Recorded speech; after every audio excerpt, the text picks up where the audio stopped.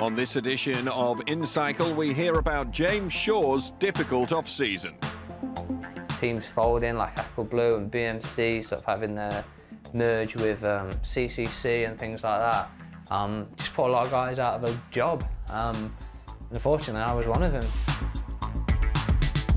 We go behind the scenes in Holy Week with Bora-Hansgrobe and Peter Sagan. Well, you feel it more when you go for recon. When you are in the race, you have pain everywhere, then you don't think about it, you know. But first, we catch up with Astana's Arlenis Sierra.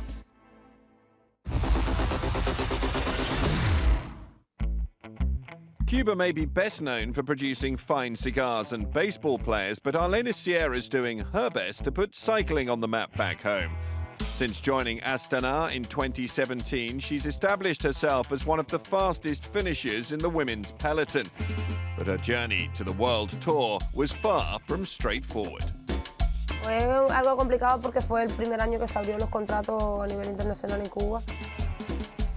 En Cuba tenemos que tener una aprobación para los contratos aún todavía, porque nosotros, todos los atletas, estamos dirigidos por un instituto del deporte. Que el instituto del deporte es quien nos hace todo a nosotros. Y ahí estamos como una escuela y en esa escuela salimos a entrenar todos los días, pero ellos son los que se encargan absolutamente de todo, porque son los que responden por nosotros.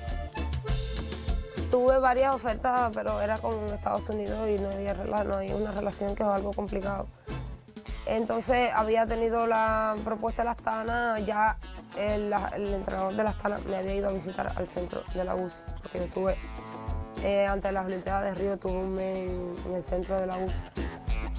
Y él me fue a ver y habló conmigo. Yo le había dicho que ya tenía 2 contratos que eran de Estados Unidos, pero que no sabía si Cuba lo podía aprobar o no, que de todas maneras yo le iba a mantener informado.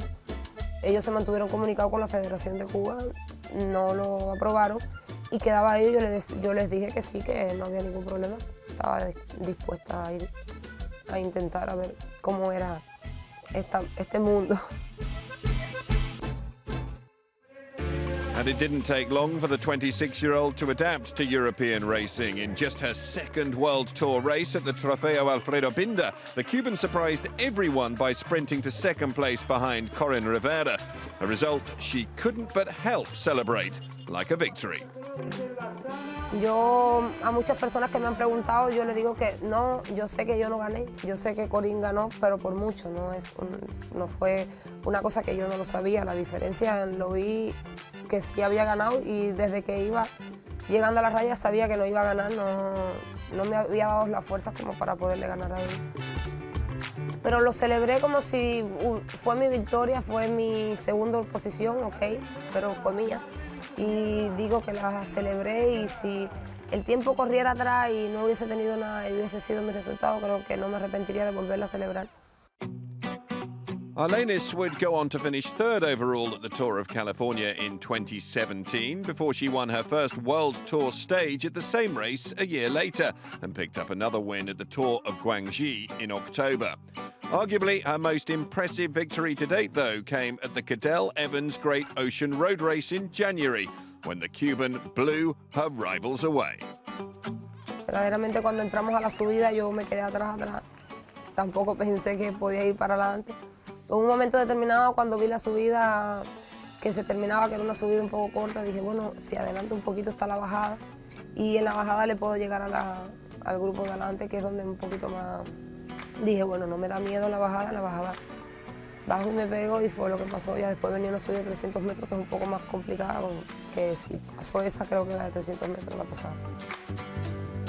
Entonces ya me iba un poco complicado, sabía que iba con corredoras muy, muy importantes, Amanda Spratt, Longo Borghini, las otras que iban, que bueno, de ellas dos, yo sabía que decía, bueno, estaba un poco complicada porque iba con 2 del SCO, entonces ya se me iba a complicar un poco la cosa cuando la del SCO decidió atacar. Nadie la buscó, yo dije, bueno, hay otra del SCO, es la que es más importante, que no la va a buscar, entonces voy yo y no sé lo que pasa. Sierra, the Cuban, she's not dragging anybody. She comes across on her own. What a ride from Sierra. She's come from the background on Chalambra, got back to that front group, and not just going to sit and be used as a workhorse for Amanda Spratt. She's jumped the gap.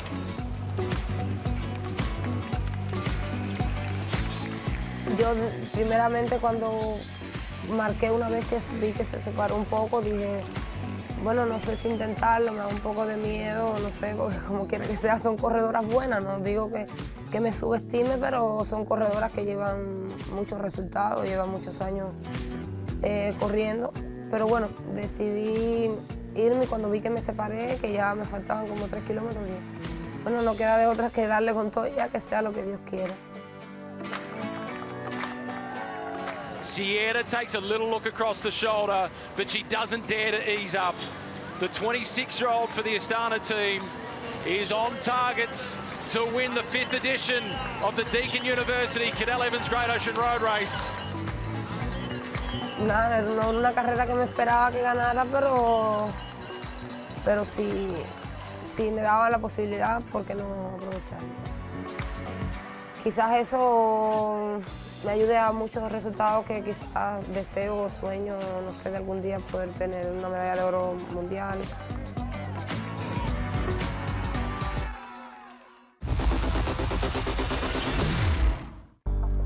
With just 18 teams and small squad sizes, the competition for places in the World Tour has never been so intense.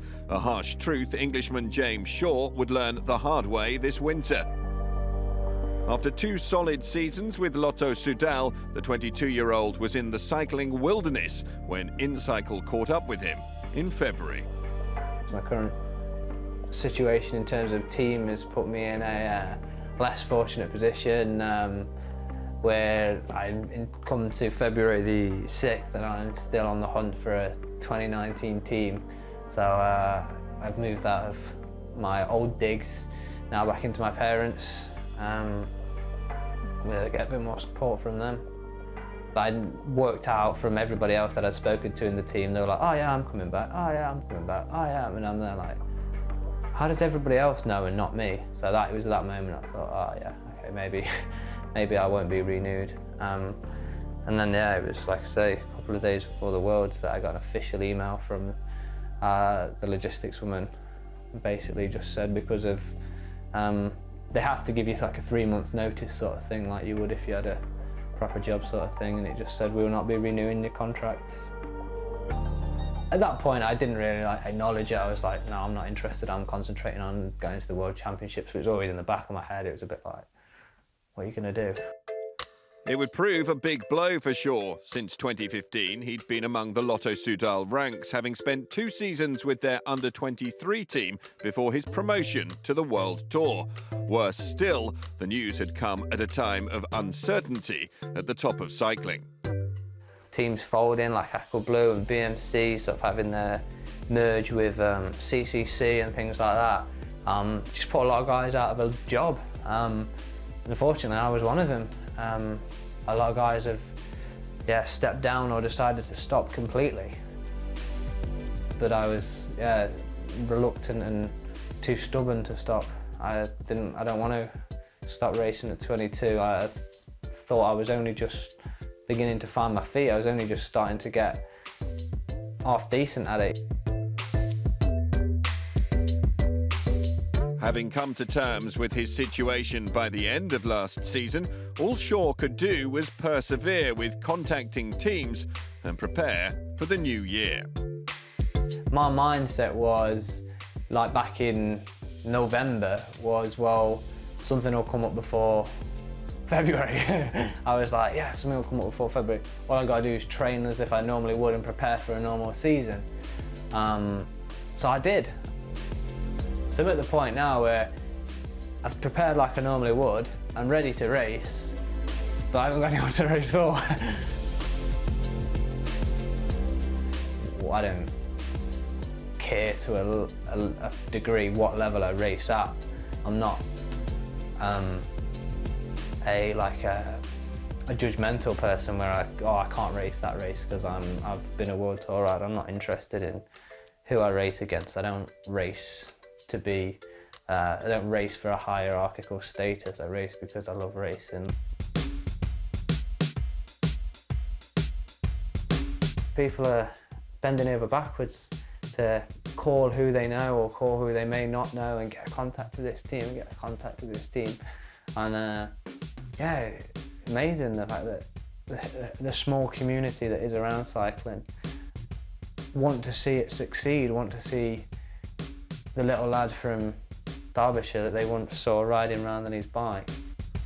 And all that support and focus paid off for Shaw when in late February, British Continental team Swift Carbon Pro Cycling gave him an opportunity to race in 2019 and for a chance to one day return to the World Tour. I'd like to get back to the world scene, you know, the highlight at the top of the level again. I think doing races that I've done, Dauphiné and Down Under and Romandy, those World Tour races, I definitely would like to put myself back into those races.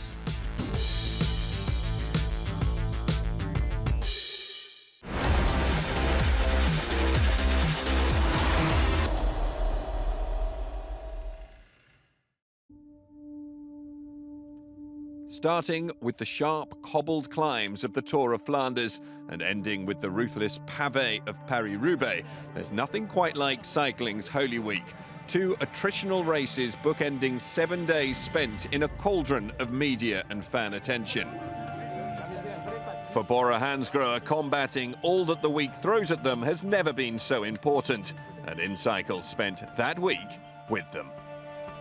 Yeah, in the end it's Flanders. You already know before then you are going to feel tired after a race, yeah. It's my 11th year as a pro and I feel pressure, but it's not pressure, it's more emotion.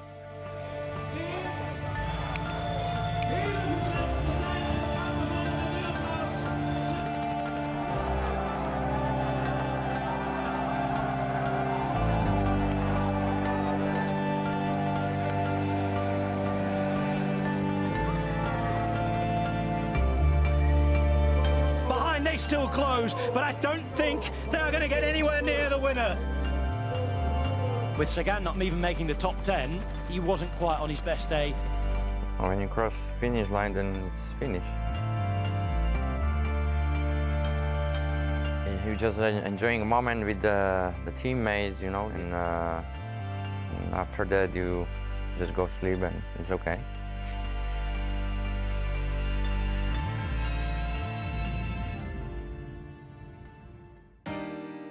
By the time the Bora-Hansgrobe riders set out on their morning after training ride, all memory of the Tour of Flanders the day before had been put behind them. For the medical team supporting them throughout the Holy Week, attention had already shifted to the all-important recovery in time for ParisRoubaix. In just 7 days, two of the most important races in the whole calendar of the year. There's a long preparation leading to these two races. They are both on cobbles, but they are both special. The three main problems we have in the classics are crashes, what happen quite often. We have a lot of mental stress in these races. Then we have the special inflammatory process we have by the cobbles on the muscle tissue.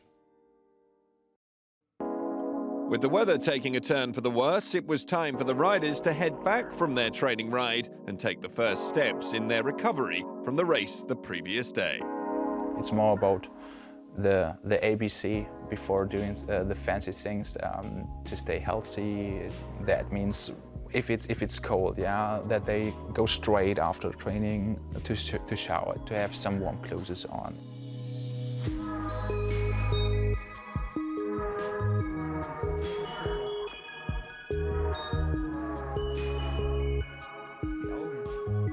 If you go for 50 Ks on cobbles, there's always an impact from the cobbles to your body. You have to control the bike, that's why it's leading to a lot of tension in the body. And then we have the impact from the ground, and there's a lot of stress on the muscle tissue. Amy is one of our partners for all the physio machines we use in our treatment with the athlete.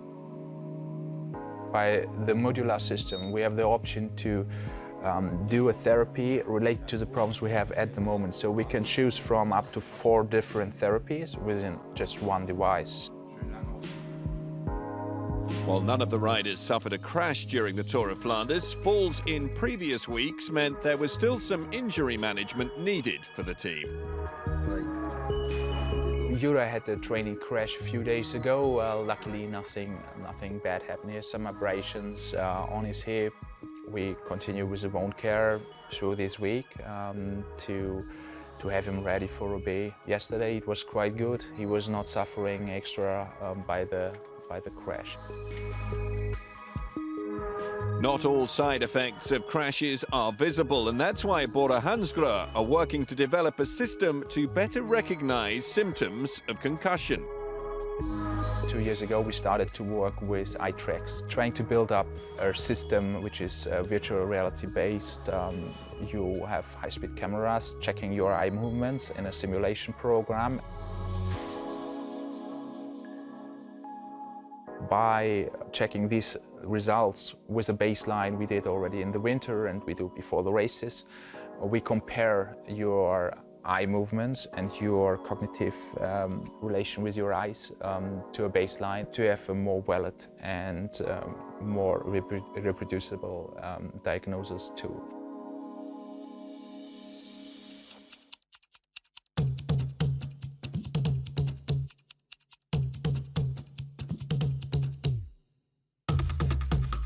Well, you feel it more when you go for recon. When you are in the race, you have pain everywhere, then you don't think about it, you know.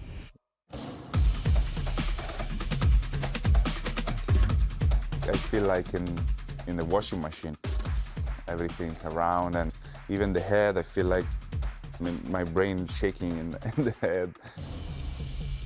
After 100K, we arrive at the first sector and you have to be at a really good position, but just to avoid crashes and avoid problems. And then Arenberg is really circle red point.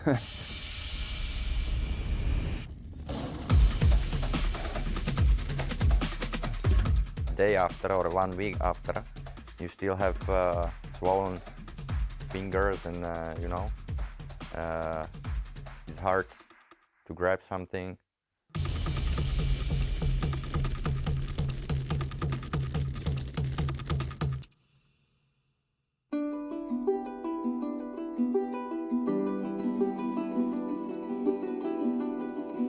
Just much more people around, and for the races it's amazing how big crowd of the person or people watching and cheering for us during the race. That is something special. You can feel that is a different race than just, you know, another ones what we did before. I like to spend time just relaxing or to stay with friends and speak and watch some movies. Now I'm trying to solve Rubiks Cube, you know, and yeah, just kind of fun like that.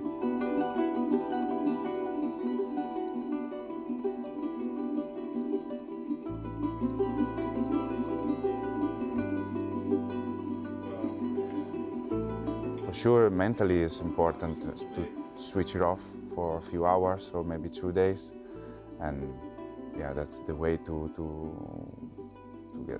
find again the mentality to fight.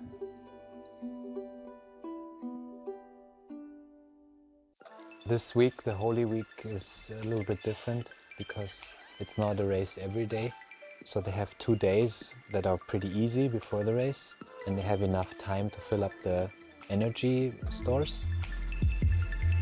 We try to serve a lot of anti-inflammatory foods because of the cobbles and the long distance and the lots of accelerations and stress for your muscles also and the tissue. The newest thing is chai tea. It also contains ginger and some spices, and they mix it up and drink it for almost every meal after the races. The non-alcoholic beer is high in nutrients. It has some minerals that can really help with recovery. If they drink 1 or 2 alcohol-free beers for dinner, it just adds to the fluids they really need after such a hard day. Normally the The races are not as hard in the beginning, at least not for our leaders. So we start with a kind of slow released carbohydrate drink. They have rice cakes, bars, but in the end it's less solid food, more liquid food.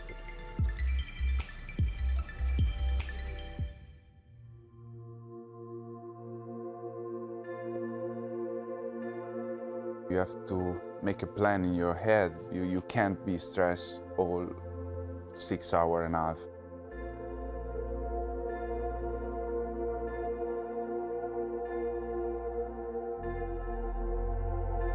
I have nothing to lose, you know. I already won it, and I try again. For sure, I'm not stressed.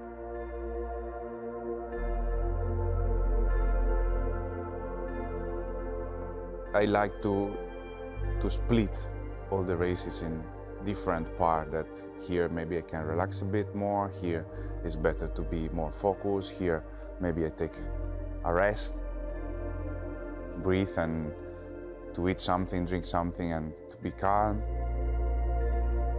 It's more pain in your legs and fatigue, what you did already after 200 kilometers.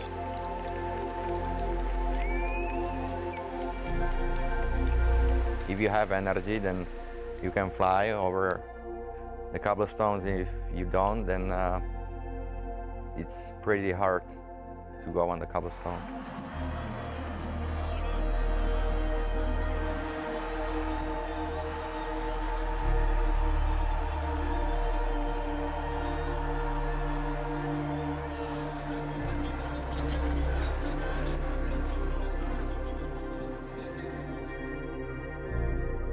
In the end, it was not for us. There were two guys from Quick-Step, so Peter had no chance because they attacked him all the time. I was on the last sector to give bottles, and he didn't even have time because he had to follow a Quick-Step guy. So I think he did the best he could.